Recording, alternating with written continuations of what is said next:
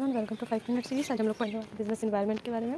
तो business environment होता क्या है? तो बिजनेस एनवायरनमेंट मतलब होता है कि जितने भी फोर्सेस होते हैं, जब फैक्टर्स इंस्टीट्यूशंस होते हैं, जो कि क्या होते हैं, जिसके थ्रू बिजनेसमैन को क्या होता है, डील करना पड़ता है ताकि ऑर्गेनाइजेशन का गोल को अचीव किया जा सके। तो बिजनेसमैन जो होता है उसको अवेयर होना पड़ता है कि उसके आसपास के एनवायरनमेंट में क्या क्या चेंजेस आ रही हैं, क्या क्या उसको भी अपने बिजनेस में चेंजेस लाने की ज़रूरत है। क्योंकि अगर जो इन्वायरमेंट में चेंजेस आ रहे हैं और बिजनेसमैन अगर उस चीज़ को नहीं जानेगा, नहीं समझेगा, उस चीज़ से अवेयर नहीं होगा, तो वो बिज़नेस अच्छी तरह से लॉन्ग रन में सर्वाइव नहीं कर पाएगा। तो ये ज़रूरी है कि बिजनेसमैन क्या कर सके कि जो इन्वायरमेंट उसको अच्छी तरह से स्कैन कर सके, उसको अवेयर हो सके, उसको अच्छी तरह से समझ सके, ताकि क्या हो सके कि इन्वायरमेंट में वो अच्छी तरह से एडजस्ट कर पाए, अपने कॉम्पिटिटर से आगे निकल पाए, उसी के अकॉर्डिंग क्या हो वो प्लान्स बनाए, वो पॉलिसीज़ बनाए और अपने गोल को अचीव कर पाए।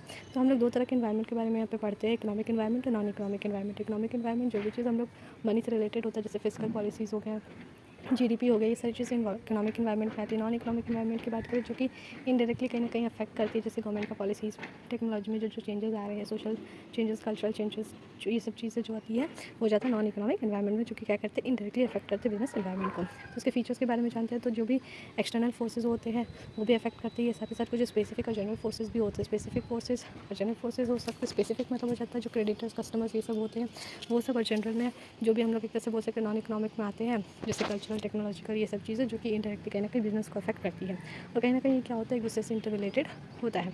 अनसर्टेनिटी होता है कि कभी भी किसी भी तरह का चेंजेस आ सकता है, तो उसको प्रेडिक्ट कर पाना थोड़ा सा मुश्किल हो जाता है। साथ ही साथ ये डायनेमिक भी होता है, क्योंकि चेंजेस जो है वो बहुत ज़्यादा रैपिडली आते रहते हैं। और ऐसा नहीं है कि जो चेंजेस आ रहे हैं उसको हम लोग पहले से प्रेडिक्ट कर सकते हैं। जो प्रेडिक्ट कर ज़रूरी नहीं है कि वही चेंजेस हम लोग को हेल्पफुल भी मिले, मतलब जो चेंजेस मार्केट में हो रहा है और जो हम लोग प्रेडिक्ट करें उसको मैच करें, ऐसा भी ज़रूरी नहीं हो जाता। तो ये कॉम्प्लेक्स प्रोसेस हो जाता है। साथ ही साथ ये रिलेटिव भी होता है। मान लीजिए अगर कोई कंपनी है, उसका जो ब्रांड है या उसमें किसी भी तरह का कोई नेगेटिव इश्यूज़ आ गया, जो कस्टमर जो या कंज्यूमर जो अवेयर हो गया, उससे क्या होगा, उस प्रोडक्ट का सेल्स तो घटेगा, लेकिन साथ ही साथ उसके जो सब्सिट्यूट प्रोडक्ट है उसका सेल्स क्या होगा, बढ़ जाएगा। जैसे मान लीजिए कि कोक में जो पेस्टिसाइड निकलने का बात था, तो उससे कोक का जो सेल है वो तो घटा था, लेकिन साथ ही साथ जो अदर कंपनीज है उसका सेल क्या हुआ था, यहाँ पे बढ़ गया था। इसके बारे में बात करते हैं इसके इंपॉर्टेंस के बारे में। तो अगर मान लीजिए जो बिजनेसमैन है वो जल्दी से स्कैन कर लेगा बिजनेस इन्वायरमेंट को, अपॉर्चुनिटीज़ को पकड़ लेगा, तो उससे क्या होगा कि उसको एक फ़ायदा मिलेगा इस चीज़ से, और उससे क्या होगा कि वो उसी के अकॉर्डिंग काम करेगा, अपने कॉम्पिटिटर को अच्छी तरह से कम्पीट कर पाएगा। साथ ही साथ वो अगर टाइमली स्कैन करता है तो उससे पता चल जाएगा कि क्या क्या इन्वायरमेंट में ऐसा चीज़ आने वाला है जिसके थ्रू बिज़नेस को सर्वाइव करना पड़ेगा, या कौन सा नेगेटिव पॉइंट्स जो है बिज़नेस के लिए आने वाला इन्वायरमेंट में। तो अगर वो स्कैन कर लेगा तो वो उसके लिए एक तरह से फ़ायदेमंद रहेगा, ताकि उस चीज़ को वो क्या कर सके, कॉप कर सके।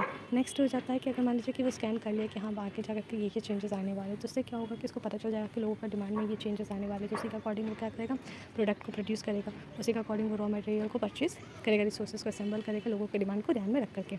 इसके बाद नेक्स्ट हो जाता है कि अगर मान लीजिए कि वो स्कैन कर लेता है बिजनेस इन्वायरमेंट को, तो उसके लिए वो अच्छा होगा, क्योंकि पता चल जाएगा कि इन्वायरमेंट में क्या क्या होने वाला है, तो उसी के अकॉर्डिंग वो क्या कर लेगा, खुद को एडजस्ट और अडेप्ट अच्छी तरह से कर पाएगा, और उसी के अकॉर्डिंग वो क्या करेगा, प्लान बनाएगा, पॉलिसीज़ बनाएगा, ताकि क्या हो सके कि जो बिजनेस में इन्वायरमेंट में चेंजेस आ रहे हैं उसको वो क्या कर सके, मीट कर सके।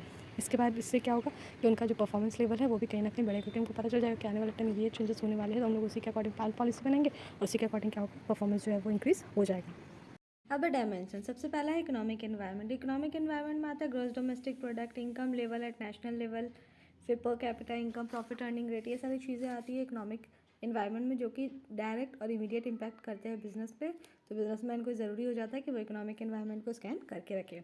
नेक्स्ट आता है यहाँ पे सोशल एनवायरनमेंट। सोशल एनवायरनमेंट में आ जाता है जो भी कस्टमर ट्रेडिशंस होते हैं सोसाइटी के, जहाँ पे बिजनेस एग्जिस्ट कर रहा है, वो सब चीज़ें, जैसे लोगों का लिविंग स्टैंडर्ड, उनका टेस्ट, उनका प्रेफरेंस, उनका एजुकेशनल क्वालिफिकेशन, ये सारा चीज़ मिला करके हो जाता है सोशल इन्वायरमेंट।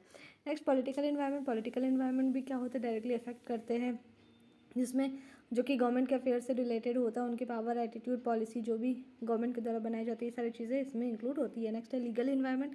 लीगल इन्वायरमेंट में लॉज, लेजिस्लेशन, ये सारी चीज़ें आती है, जिसमें कि इंक्लूड होता है trademarks act, essential commodities act, weights and measures act, ये सारी चीज़ें आती है लीगल इन्वायरमेंट में। नेक्स्ट आता है टेक्नोलॉजिकल इन्वायरमेंट, क्योंकि टेक्नोलॉजी में क्या होता है, रैपिडली चेंजेस आते रहते हैं, तो इसलिए ज़रूरी हो जाता है कि उसको भी स्कैन किया जाए। नए नए इक्विपमेंट्स आते हैं, मशीनरीज आती है, जिससे क्वालिटी ऑफ प्रोडक्ट इंप्रूव किया जाता है। फिर बात करते हैं इसके फीचर्स के बारे में। तो इससे क्या हुआ, डी लाइसेंसिंग हो गया, प्राइवेट सेक्टर का एंट्री होने लगा, डिसइन्वेस्टमेंट हो गया पब्लिक सेक्टर का, साथ ही साथ लिबरलाइजेशन होने लगा फॉरेन पॉलिसी और टेक्निकल एरियाज़ में। अब इसके एलिमेंट्स के बारे में बात करते हैं। सबसे पहला लिबरलाइजेशन, इसका मतलब होता है किसी भी तरह का रेस्ट्रिक्शंस, लाइसेंस, कोटा, ये सब चीज़ों का एंड होना। प्राइवेटाइजेशन मतलब पावर जो है वो प्राइवेट सेक्टर के हाथ में आना, मोर देन 51% शेयर जो होगा वो प्राइवेट के पास में होगा। नेक्स्ट है ग्लोबलाइजेशन, मतलब बिजनेस जो है वो ऑल ओवर द वर्ल्ड होना, ग्लोबली होना। अब इसका क्या क्या इम्पैक्ट पड़ा, तो इससे क्या हुआ, कंपटीशन बढ़ने लगा, कस्टमर का डिमांड भी बहुत ज़्यादा बढ़ने लगे, क्योंकि पहले इंडस्ट्रीज़ कम थी, प्रोडक्शन कम होता था, पर न्यू इकोनॉमिक पॉलिसी के बाद क्या हुआ, प्रोडक्शन भी बढ़ने लगे। साथ ही साथ टेक्नोलॉजी में भी बहुत ज़्यादा रैपिडली चेंजेस आने लगे। ह्यूमन रिसोर्स को क्या होने लगा, स्किल और ट्रेनिंग देने की आवश्यकता पड़ने लगे। साथ ही साथ चेंज भी एक नेसेसिटी हो गया।